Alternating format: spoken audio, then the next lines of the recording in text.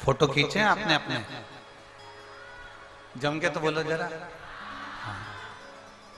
कितने खींचे? कम से कम 10, 20, 50 तो रोज के 10, 5 तो खींचे होंगे। अरे बोलो तो जम के। ठीक है। फेसबुक पे कितने डाले? 50 फोटो खींचते हो, उसमें से भी छांटते हो। बोलो सही है? अब 50 फोटो में से तुमने छांटा और छांटने के बाद फिर तुमने उसमें से 5 फोटो 50 में से छांटकर 5 फेसबुक पे डाला। 5 में से जो तुमने अच्छे अच्छे फोटो थे वो निकाले और तुमने अपने इंस्टाग्राम पे डाला, या वो मोबाइल में व्हाट्सएप चलता है उसके पास में जो इंस्टाग्राम होता है उस पर। ठीक है? अरे बोलो तो जम के। ठीक है। 50 की 50 क्यों नहीं डाले? अरे गुरुजी उसमें हम आड़ा टेढ़ा आए थे, उसमें हमारा फोटो ठीक नहीं आया। इतने सारे फोटो में से छाट कर केवल 5-10 फोटो तुम्हारे अच्छे आते हैं, तो तुमने वो 5-10 फोटो अपने फेसबुक पर, अपने इंस्टाग्राम पर, अपने स्टेटस पे लगा। खींचे कितने थे? 50, 100, 10, 20, 25 और डाले कितने? मात्र 4 या 5, 1 या 2। अब खींचे इतने सारे थे और डाले थोड़े से। अब लोग कहते हैं गुरुजी क्या हमारा रोज मंदिर जाना जरूरी है? हम कहते हैं तुमने रोज इतने सारे फोटो खींचे, उसमें से 4-5 स्टेटस पर लगाए, 4-5 तुमने अपने फेसबुक पर डाले, 4-5 तुमने अपने मोबाइल में फोटो को लगाया। उसी तरह तुम खींचते तो बहुत हो, पर उसमें से जो खास होते हैं, जो अच्छे होते हैं, उसी को फ्रेम में जड़ा जाता है। उसी तरह तुम रोज भोलेनाथ के मंदिर जाओ, प्रतिदिन मंदिर जाओ, प्रतिदिन जाओ। जिस दिन भोलेनाथ के सामने तुम्हारा फोटो सही खिंच जाएगा, भोलेनाथ अपने हृदय में उस फोटो को लगा। प्रतिदिन जाइए, प्रतिदिन।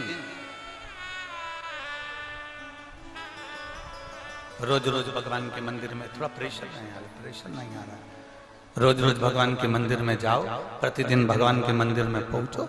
जब आप रोज रोज भगवान के मंदिर में जाओगे तो भगवान एक आध फोटो तुम्हारा ऐसा होगा, एक आध बार मेरा भोलेनाथ ऐसी कृपा कर देगा कि तुम बाबा के हो जाओगे और बाबा तुम्हारा हो जाएगा।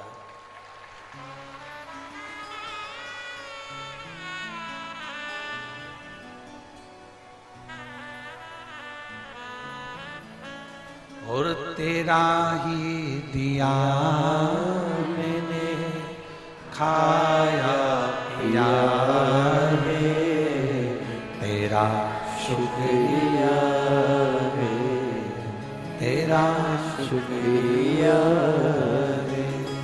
मुझे भोले बाबा ने बहुत दे दिया है, तेरा शुक्रिया है, तेरा शुक्रिया।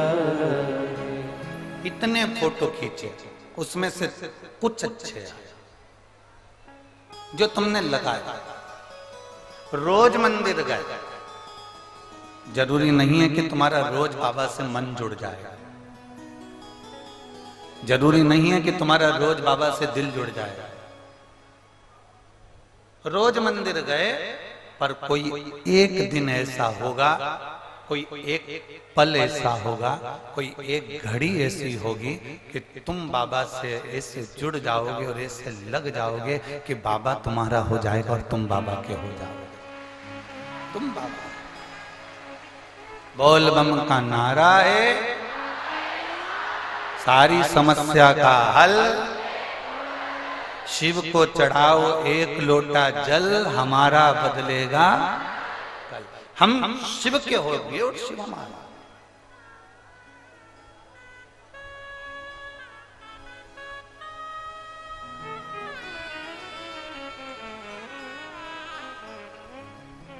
शिव जी ने कभी तुम्हारे पास में आकर ये कहा मैं बैठा हूं तो चिंता मत कर, जम के बोलो जरा।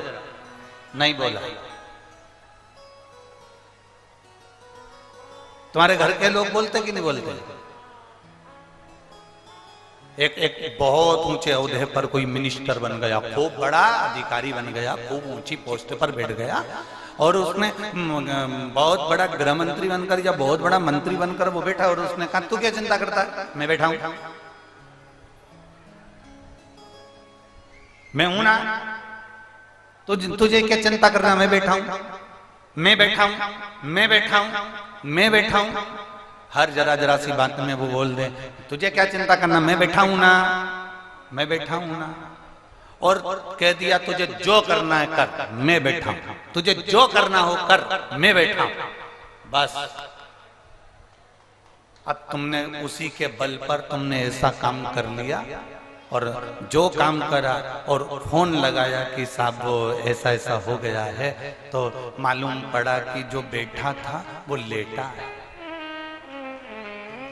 मालूम पड़ा कि बीमार पड़ गया, और बीमार पड़कर वो पलंग पर लेट गया। अब तुम फोन कर करके रहो कि साहब तुमने तो कहा था कि मैं बैठा हूं, मैं बैठा हूं, तो वो कहेगा मैं क्या करूं, मैं लेटा हूं, मैं लेटा हूं। अब मैं क्या कर सकता हूं, बीमारी आ गई, तकलीफ आ गई, मेरे शरीर में कष्ट आ गया तो मैं लेट गया, मेरे शरीर में कष्ट है तो मैं हॉस्पिटल में पड़ा हूं, मैं बीमारी में पड़ा हूं।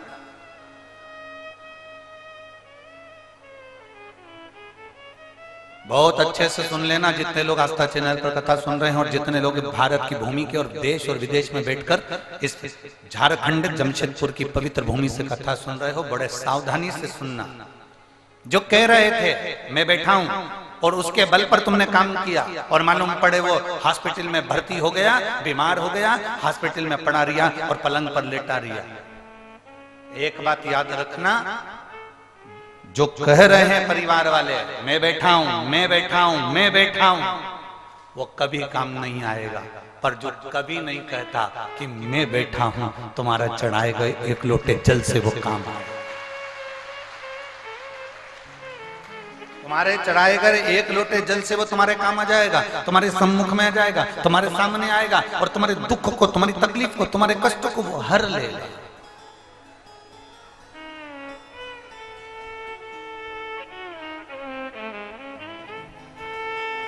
वो एक भजन की लाइन आप लोग गुनगुनाते रहते हो, जब कोई नहीं आता मेरा बाबा आता।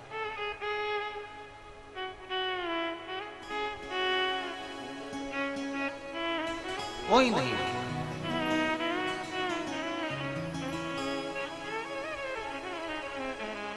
जब कोई नहीं आता भोले बाबा आता है,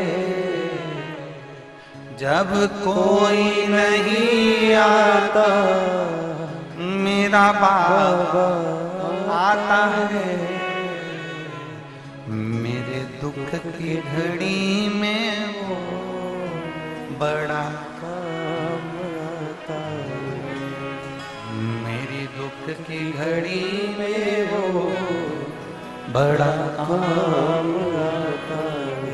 वो तुम्हारे दुख की घड़ी में तुम्हारे सम्मुख में आकर खड़ा हो जाए, दिखेगा नहीं,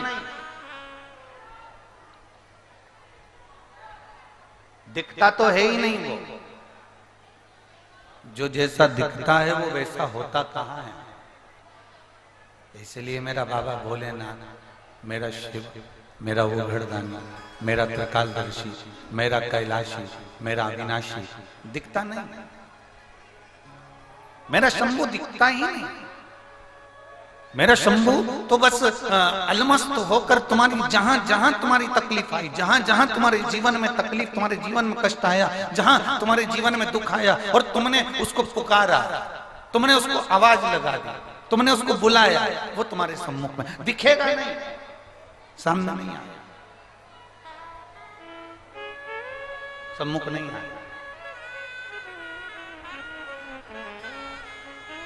और अंत समय प्रभु आना पड़ेगा, वचन दिया तो निभाना पड़ेगा।